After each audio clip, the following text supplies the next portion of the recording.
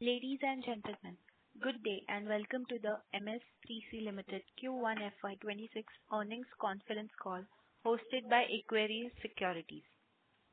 As a reminder, all participant lines will be in the listen-only mode and there will be an opportunity for you to ask questions after the presentation concludes. Should you need assistance during the conference call, please signal an operator by pressing star then 0 on your touch-tone phone. Please note that this conference is being recorded.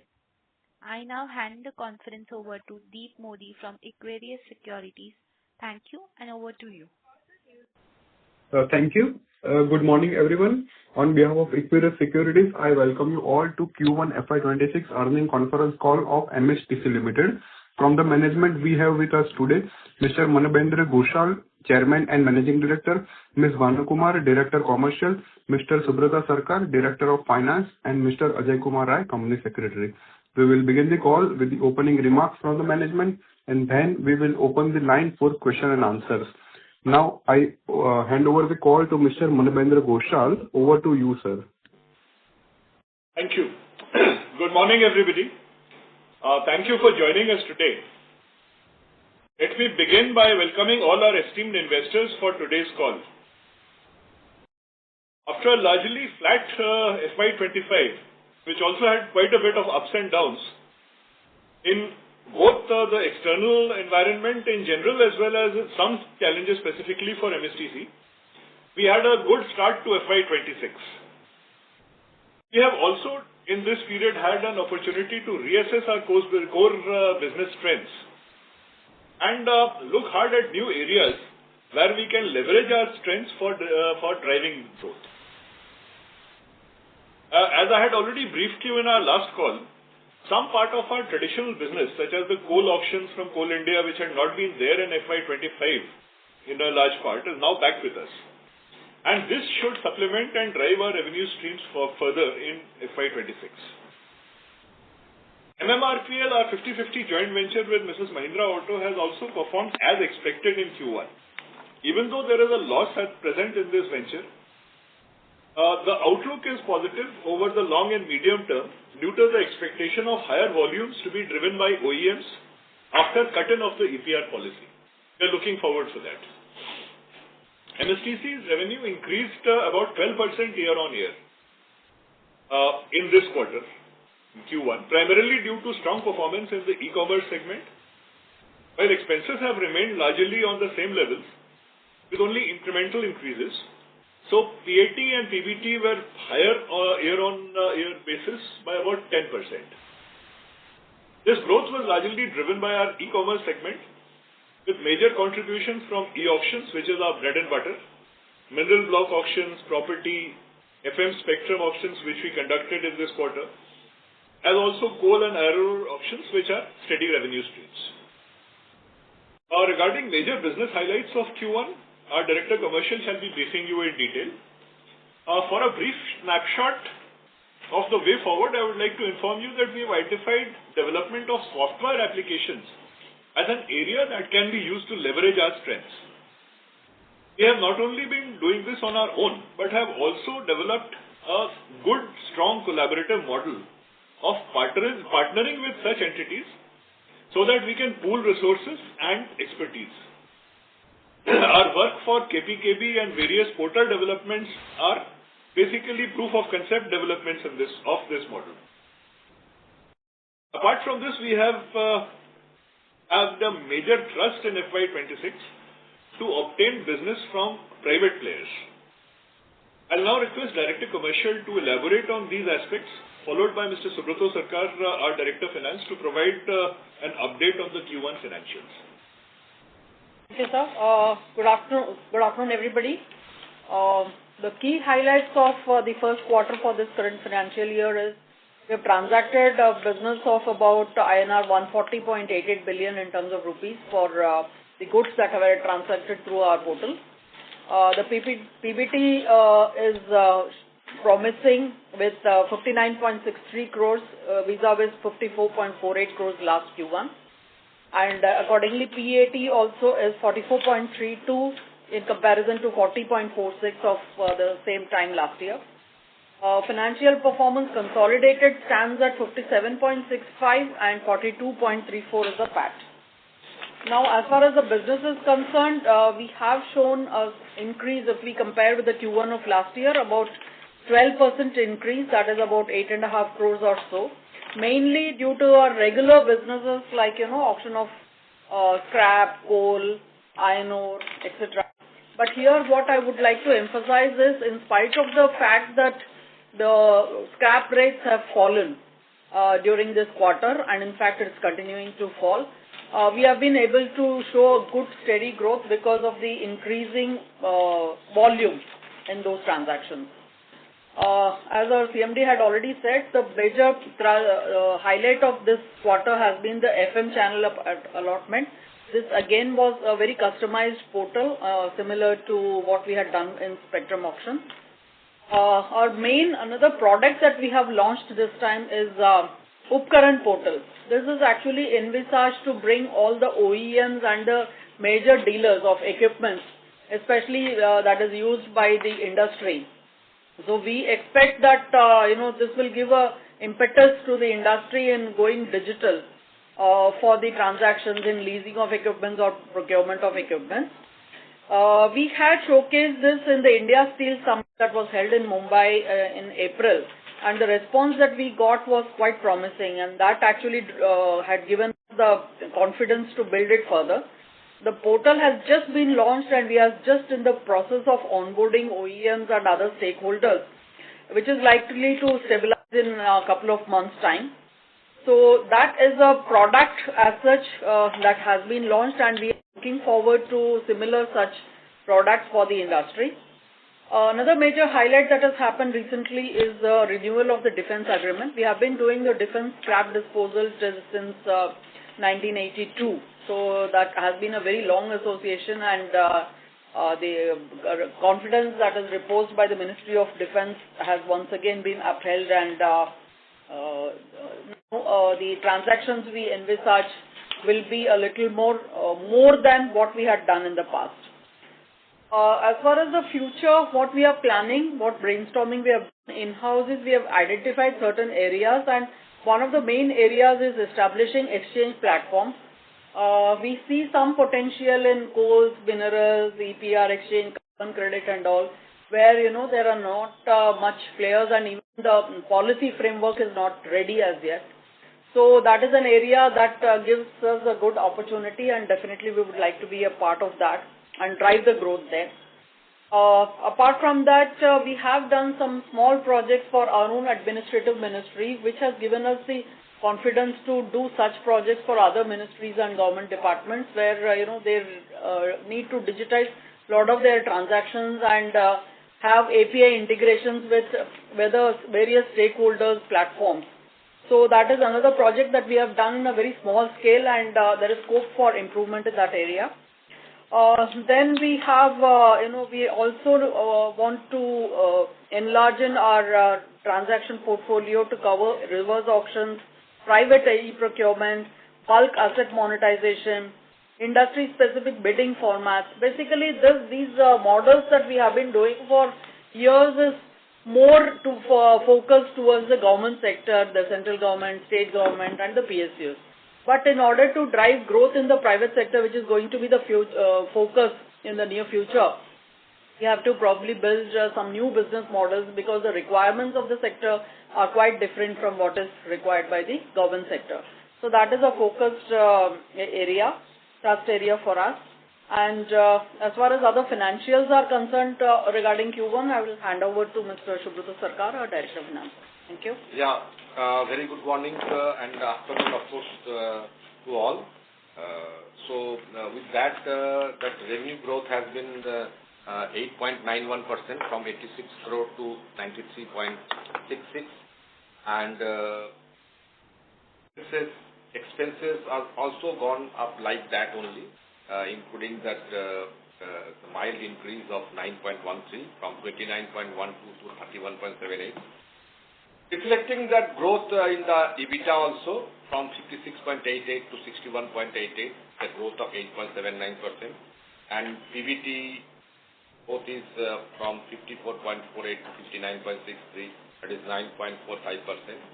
Accordingly, PAT has also grown from 40.46 crore to 44.32 crore, growth of 9.54, and EPS consequently has grown up from 5.75 to 6.30, 9.54%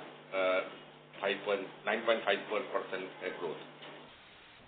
Look at this threadbare analysis. So basically, growth is propelled by the growth in the revenue from e-commerce that has come up from 61.55 to 70.03, the growth of 13.78%, and other income almost remaining stagnant, and marketing revenue almost remaining stagnant. Expenses a little bit increased. So PBT has gone up to from 54.48 to 59.63, and PAT from 40.46 to 44.32. This is on the standalone front.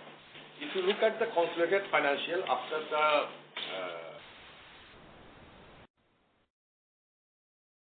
only thing that is being added or is the share of our profit and loss from joint venture. So it is a minuscule loss, 1.98 crore. So with that PBT stands at 57.65 as compared to 53.28 of the same period, the growth of 8.20%, and PAT at 42.34 from 39.26, growth of 7.85%. So EPS is growing obviously at the same rate from 5.58 to 6.01%. So if you look at the summary of our P&L statement, so that revenue from operation and other income make up 77.43, and other income is 16.23. Last year it was 69.04 and 16.96. That total revenue comes to 93.66 as compared to last year's 86. By benefits rising slightly from 21.72 to 23.25. This year it will. Depreciation is almost at the same level from 2.31 to 2.25, and other expenses have rose slightly from 7.40 to 8.53.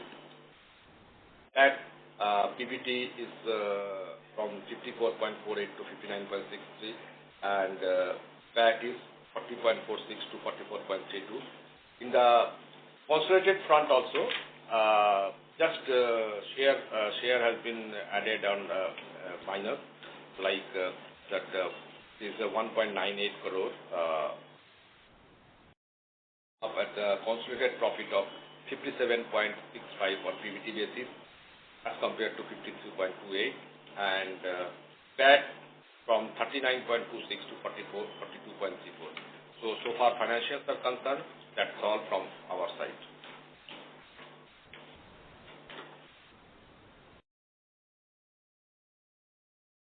I think we can now go for Q&A. Management outlook is there. It's all from our side. That's all from our side. Thank you very much. We will now begin the question and answer session. Anyone who wishes to ask a question may press star and 1 on their touchtone telephone. If you wish to remove yourself from the question queue, you may press star and 2. Participants are requested to use handsets while asking a question. Ladies and gentlemen, we will wait for a moment while the question queue assembles.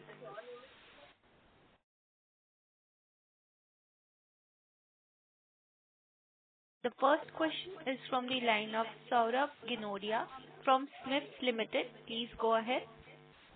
Yeah, good morning, sir. Thank you for the opportunity. Sir, in the opening comments, you had mentioned that we are doing some work to develop certain software applications. So can you just elaborate what is the scope of opportunity and what exactly are we trying to do over here?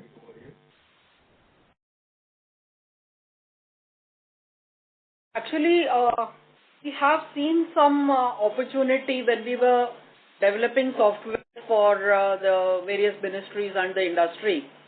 We saw that, there are some ready-made products that can be used by the industry, like, some small ERP applications and integration posters, then gap analysis, then dashboard. These are small applications, and these can be done in a very quick time and maybe in a collaborative way with our association with some SaaS vendors, which we have embarked upon about a couple of years ago. So this gives us a good opportunity, but to estimate as to what kind of software or what will be the potential of that entire segment is a little too early to comment upon. Okay. And second thing, you had mentioned that we're trying to increase the share of the private business in the overall revenue. So what are the steps are we taking to increase the share of the private business? Yeah. So as I had mentioned, see, the way the government or the public sector functions is not the way the private sector functions. They want very quick response, and they are probably not interested in bidding modules and all. They just want the best price. So, it is going to be more of a listing kind of platforms that we will have, where they'll just list their products and then they'll fix up the price, and the material is taken off in a very quick time. So the model itself will be different, the revenue streams will be different. So that is something that we are taking inputs from the private sector, building upon. And the focus is going to be more for smaller and medium private sector organizations. Because the large ones are, especially the scrap generating ones, the large ones are many of them are already with us. So apart from expanding the scope for them, we are also focusing on the small time business units. So that, our human effort is also reduced to a great extent, and there is quick disposal. So that is the idea behind this entire venture. Okay. And another thing is that over the last 4-5 quarters, we have spoken about various new initiatives which the company is trying to develop. But actually, and some of these initiatives may actually take some time to get reflected into our revenues. But if you see the e-commerce vertical in totality over the last 8 to 9 quarters, the revenue has been in a range of 85 to 90 crores. So when one can expect a significant growth in the e-commerce revenue from these new initiatives? It will always be a very steady growth only. It's not going to happen in overnight. There cannot be any exponential growth. So as you can see, some things are trickling in, and that is why the Q1 results are much better than what it was last year. So this way, we anticipate a very steady growth. Whatever we have witnessed in the Q1, it is likely to grow in the same way in the near future. There's not going to be a very exponential growth. There is no opportunity that will give us that will drive that kind of a growth. Okay, understood. And what would be our annual capex requirement? And if you can also share some light on the future capital allocation policy for the company. Yeah. So far capex is concerned, basically being a asset-light company, our main focus is on upgradation of the software and procurement of better hardware for our data centers and peripherals. So still we are focusing on that. So that will be our main focus area so far capex is concerned. It will we are trying to allocate maximum of our profit part right now to that part only. So after the assessment in the second or third quarter, we will take a call on that. Okay, but will it be possible for you to roughly give any range for the capex? Because annually, given the kind of damage we have done in Q1, we would expect the cash flow to be around 160, 170 odd crores for the full year. So far cash flow is concerned and the capex is concerned, because we are, as told in the outlook, we are at the midst of certain new projects. So certain projects that may require certain hardware and software requirement. So we are collating that, and some part of tendering process and etc. are also going on. Once that price comes up and it is finalized, then only we can come to a conclusion to that particular figure. But that much we can assure our investors that there will be no dearth of capex so far this growth is concerned. there will be, as you can see from our cash flow. So we will obviously allocate maximum part of our cash flows to our growth in the form of CapEx, but typically in our hardware, software, and other peripherals, networking equipment. Understood. I have few more questions. I'll join back in the queue. Thank you. The next question is from the line of Vinay Nadkarni from Hathway Investments. Please go ahead. Just wanted to check out, you said FM channel auctions. What was the amount that we realized out of that? Actually, for these auctions, the revenue part is not much. It's quite minuscule. We get per license allocation. So as and when the orders are placed, we get a very small sum, probably in thousands only. But what is important here is such complex and complicated kind of platforms when we establish. It gives us an opportunity to, capitalize on that and prove our credentials for complex solutions to the industry's requirements. So we haven't actually earned much from the FM radio wave auction. But what about have been auctioned. So 63 licenses across 15 cities for 15 years across 43 odd cities. So there's been a large spread.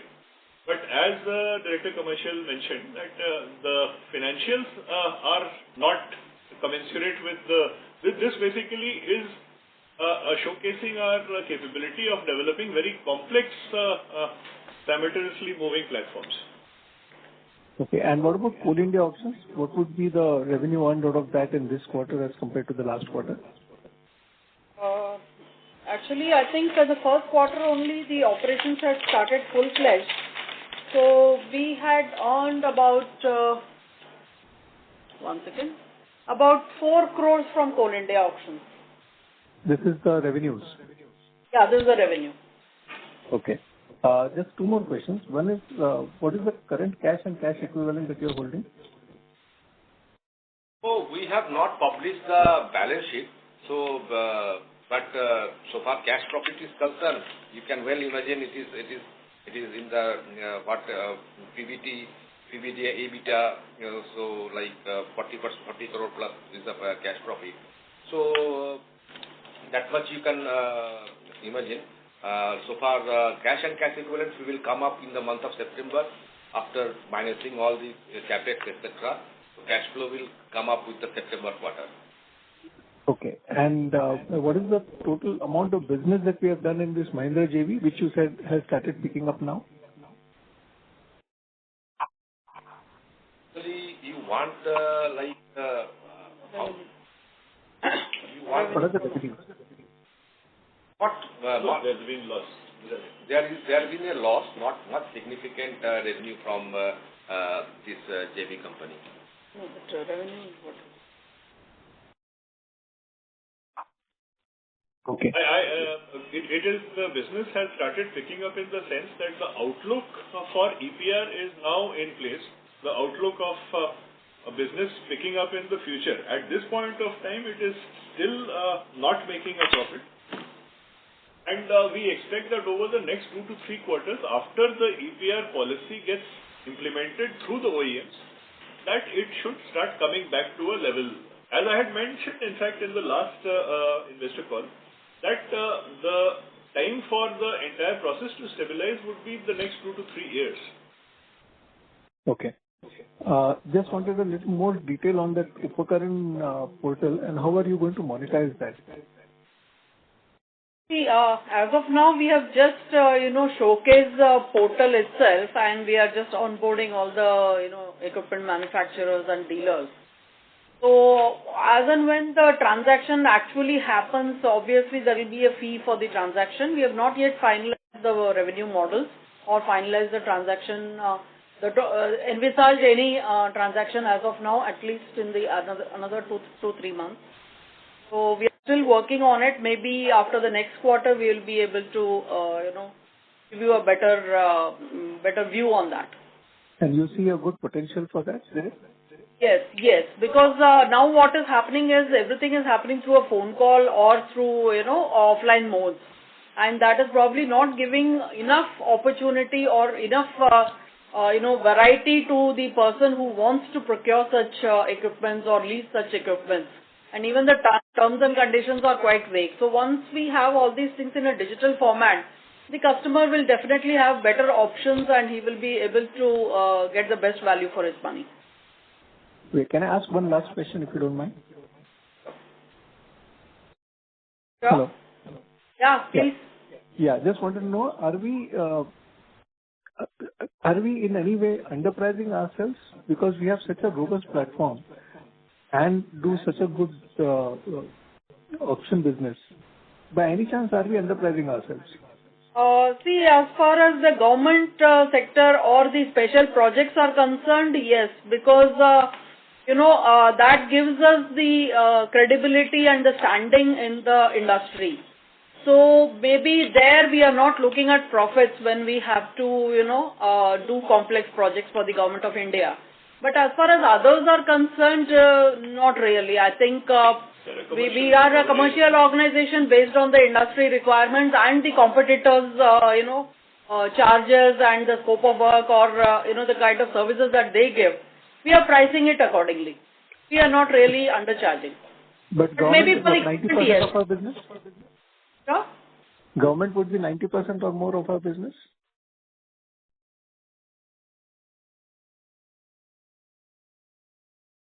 Hello. Hello. Yeah. Am I audible? Yes, sir, you are audible. Hello. Mr. Manoj, we are not able to hear you. Hello. Hello. Hello. Hello, are you able to hear me? Are you able to hear? Yes, ma'am. Now we can hear you. Okay.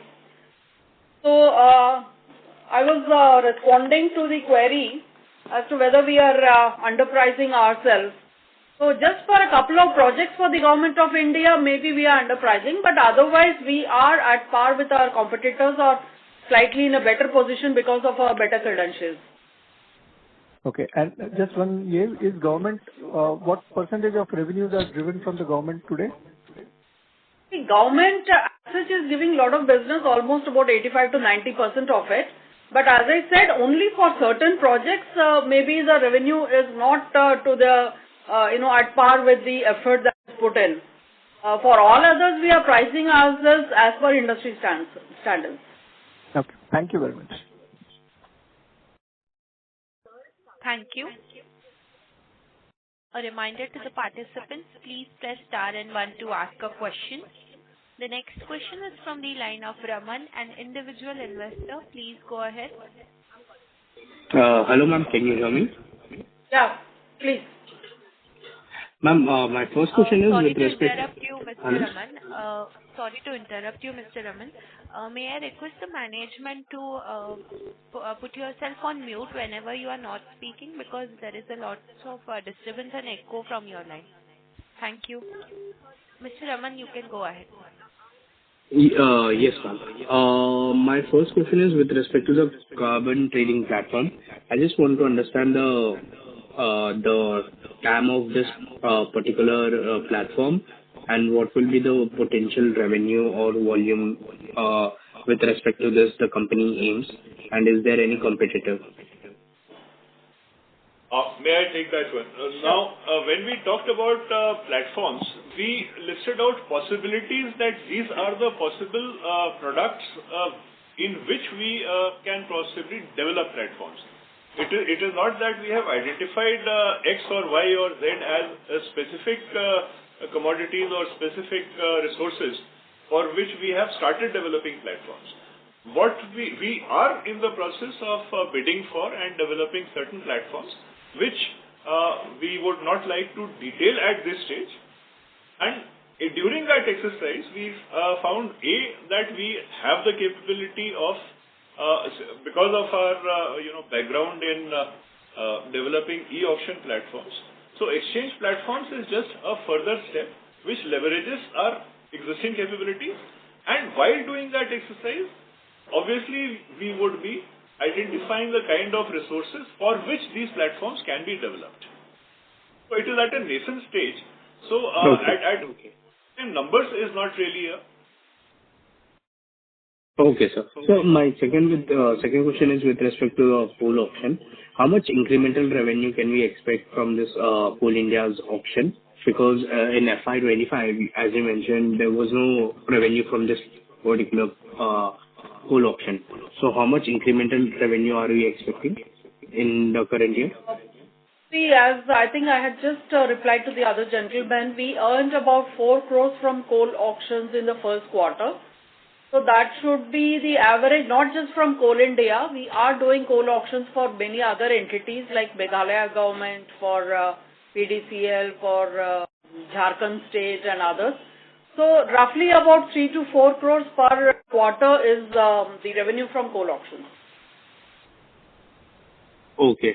And my last question is with respect to the JV. I just want to understand, I don't know whether you answered this question earlier or not, but I just want to know what was the current revenue in the Q1 and at what quarterly run rate will this JV be a break-even? I think our CMD has already replied.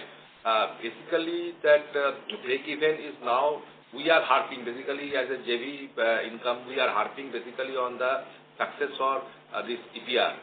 So once that is already there in the vehicle from 1425, it has already been vehicle mandated. So still it is yet to pick up. And the total mathematics of break-even is now depending upon that EPR, because that will drive the sufficient number of vehicles that we are expecting to generate the revenue to have our managing our fixed costs.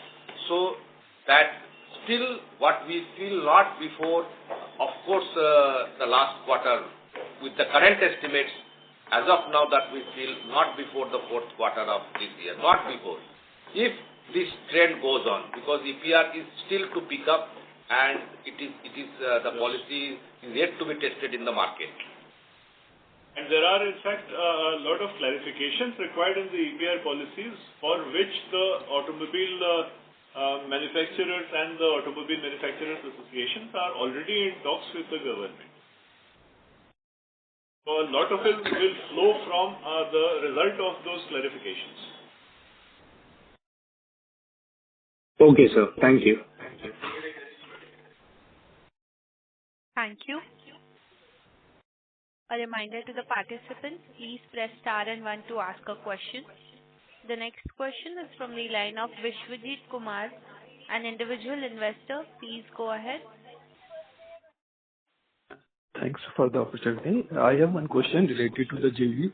How many scrappage we have done till now? As per the government portal, I can see from January till today, we have done almost 80,000 government vehicles. So how much revenue we have generated from this 80,000? May I take that, Vishwajit ji? I think there is we need to clarify that there are two parts of this. What you have looked at is basically the portal through which the e-auction portal developed by MSTC, through which end-of-life vehicles are auctioned. And apart from this, MSTC has a joint venture with Mrs. Mahindra Auto, which is a separate entity totally, which basically operates registered vehicle scrapping facilities. So these are two different parts of the business. The part that you're talking about is essentially the auction platform, which vehicles are auctioned, and MSTC is directly derives revenue. So it's a part of a MSTC e-commerce business. So my question is related to the first part of that. So how much revenue we have generated for the first part of the business? I'm not talking about the scrapping. Because government has authorized MSTC to do all the scrapping for the government vehicles. You cannot put forward to it because it gets into the normal scrap business. So total figures we have already given. It's a part of the scrap disposal auction revenue. So we have not segmented it as, separately from ELV auctions or from some industrial unit or things like that. So it just is a drop in the total revenue of scrap auction. Part of that 68 crore. 68 crores is the total, revenue from scrap auction, of which ELV auction is also a part. I have one more question. Yeah, it is a common portal for all these products. Thank you. Thanks for the clarification. I have one more question related to the data center, new data center in the Delhi. So what is the status of that? Do we have any update on that? The new data center is yet to be set up. In fact, we will be getting the premises only during this month, though we have started certain operational functions out of that office. So data center is likely to take another at least 4 to 5 months. At the very minimum. At the very minimum, yeah. But our operations have not stopped because we already have a robust data center at Kolkata with a DR site at Mumbai. So this is just going to be an additional DR site. Just improving upon our infrastructure. Okay, so we are not doing any new business from the new data center, or this is just like a DR purpose only? Then when it comes up, we will basically take a call on what would be the available extra capacity and therefore how to monetize that. Allocate them. Thanks. I will go into the queue. Thank you very much. Thank you. Ladies and gentlemen, as there are no further questions, I now hand the conference over to the management for closing comments. First of all, let me thank all the investors who have taken their time out and interacted with us. As I have said earlier also, these interactions also give us quite a bit of guidance to us as to what we are doing wrong, what we are doing right, and therefore are a major part of also guiding us in the way forward. To keep giving us our comments offline, online, so that we are able to take your company forward and increase revenue streams to the expectations of the market. Thank you so much. Thank you. Thank you. Thank you. Ladies and gentlemen, on behalf of Aquarius Securities and MSTC Ltd, that concludes this conference. Thank you for joining us, and you may now disconnect your lines. If you found this video helpful, please like, share and subscribe to Concall India for latest upcoming Concall.